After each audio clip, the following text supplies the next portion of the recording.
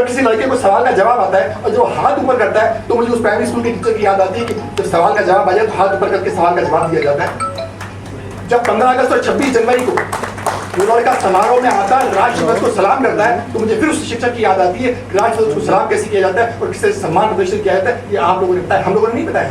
और इसलिए कहता हूँ कि मिट्टी से सोना बनाने की जो कवायद आप लोगों ने किया वो अतुलनीय है साहब, अतुलनीय साहब। और उसके साथ ही मैं कई बार, और आज मुझे भी इस बात का फक्र है कि मैं अपने कॉलेज के शिक्षकों के नाम से ज्यादा स्कूल के शिक्षकों के नाम याद किया है। वो इसलिए कि उनका योगदान बड़ा अतुलनीय योगदान होता है।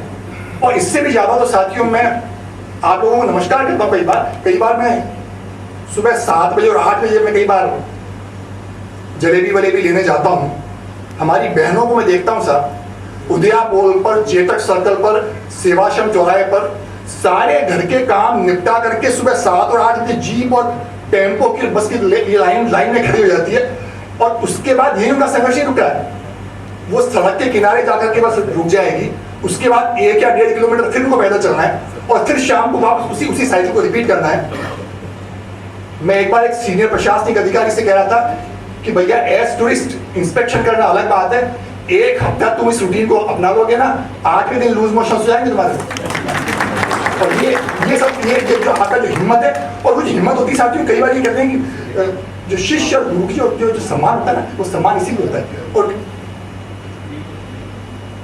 एक प्रशासनिक अधिकारी है मेरे साथ साथ तो आईएएस में बैठे, मैंने राजस्थान यूनिवर्सिटी ज्वाइन कर लिया, उसने वो आईएएस ऑफिसर बन गया। एक दिन ऐसे ही कंपैरिजन कर रहे थे कि किसका प्रभाव ज्यादा होता है, एक आईएएस ऑफिसर का या एक टीचर का।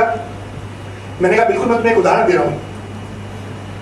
जिस दिन तुम्हारा जनाजा निकल जाए और जिस दिन मेरा जनाजा निकल जाए, अपने बच्चों से कह देना दोनों के जनाजे में कौन से किसके जनाजे में ज्यादा लोग आए, अपने आप पता पड़ जाएगा। क्यों? क्योंकि वर्तमान में जो तुम्हारे आगे पीछे जो लोग घूम रहे होते हैं वो तुम्हारी वजह से नहीं, तुम्हारे डंडे की वजह से घूम रहे होते हैं। और हमारे जो आगे पीछे घूम रहे होते हैं, हमारे को जो सपोर्ट मिलता है वो एक आत्मा का संबंध जो शिक्षक स्टूडेंट से बनाता है, उस आत्मा के संबंध की वजह से सारे संबंध निपटते हैं साथियों। और इसीलिए कई बार ये कहा जाता है कि शिक्षक जो अच्छा शिक्षक होता है जो अपनी भूमिका में डूब जाए साथी। और आज मैं एक मोटिवेशन के तौर पे आपसे कहना चाहूंगा कि आप महान शिक्षक बन जाएंगे, अपनी भूमिका में डूबना सीख जाइए। मैं अभी नौशाद की बायोग्राफी पढ़ रहा था, आप में से कई लोग 40 प्लस लोग हैं, हम जानते होंगे नौशाद को, बहुत बढ़िया म्यूजिक डायरेक्टर रहे, एक से एक बढ़िया म्यूजिक उन्होंने कंपोजिशन किया है फिल्म में। उनकी यहाँ से सारी उंगलियां जली हुई है साथियों इस जगह से। अब तो उनकी डेथ हो गई। वो उंगलियां इसलिए जली हुई थी कि उन्होंने एक इंटरव्यू में कहा कि जब मैं किसी के बारे में सोच रहा होता था, जब मैं म्यूजिक को कंपोज करने के बाद मेरा थॉट प्रोसेस चल रहा होता था, तो मेरे हाथ में जो सिगार होता था ना, मुझे पता ही नहीं लगता था कि कब सिगार यहाँ आ गया और मेरी उंगलियां जल गई। ये होता है किसी भाव में डूबना, किसी भूमिका में डूबना। और जब भाव और भूमिका में आप डूबेंगे ना, तो अपने आप महान शिक्षक बनेंगे। उपल जयकर एक बहुत बढ़िया लेडी हुई है, आप में से भी लोग जानते होंगे, इंदिरा गांधी की मेमोरीज उस लेडी ने लिखी है। तो उसने एक चैप्टर लिखा है कि इंदिरा गांधी के टीचर्स कौन कौन से थे। तो 2 टीचर्स का उन्होंने उल्लेख किया, मैं आज उन टीचर्स का उल्लेख आपके सामने करना चाह रहा हूँ। एक टीचर थे उनके पंडित हजारी प्रसाद द्विवेदी, जो संस्कृत में जिन्होंने एमए में किया, जानते होंगे, बहुत बड़े संस्कृत विद्वान है। इंदिरा जी जैसी महान लेडी वो हजारी प्रसाद द्विवेदी जी को अपना गुरु मानती थी। और उन्होंने अपने संस्मरण में इस बात को लिखा, हजारी प्रसाद द्विवेदी ने खुद ने, कि एक बार इंदिरा जी ने मुझे कहा कि गुरु जी आपको आशीर्वाद देने आना पड़ेगा। आशीर्वाद किसको? राजीव को, संजय को और मुझे। तो हजारी प्रसाद द्विवेदी ने कहा कि बिटिया मैं कभी भी आ जाऊंगा।